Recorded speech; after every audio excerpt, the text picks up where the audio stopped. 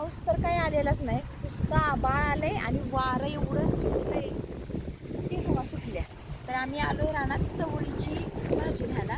तर मी तुम्हाला ती भाजी दाखवते कशी घ्यायची असते. आपण पावसाळ्यात चवळा लावतो का नाही, भुईमुगाबरोबर चवळा पेरला जातो, तोच हा चवळा आता उन्हाळ्यात पण लावलेला आहे.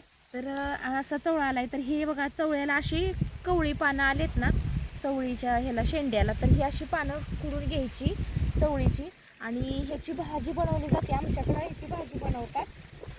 आमच्याकडे अशी भाजी ह्याची कशी बनवतात सांगते मी तुम्हाला.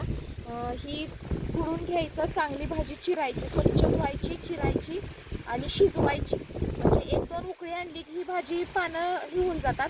मग काही काही जण असं पिळून काढतात आणि कांदा चिरायचा, जिरं मोहरीची फोडणी देऊन कांदा टाकून ही भाजी बनवली जाते. आमच्याकडे अशी चवळीच्या पानांची भाजी आणि अशी भाजी ही खुडायची. आम्ही अशीच भाजी खुडतो आणि अशी आमच्याकडे ही चवळीची भाजी बनवली जाते. तुमच्याकडे कशी बनवली जाते मला कमेंट करून नक्की सांगा. माझा भाजीचा व्हिडिओ कसा वाटला मला कमेंट करून नक्की सांगा.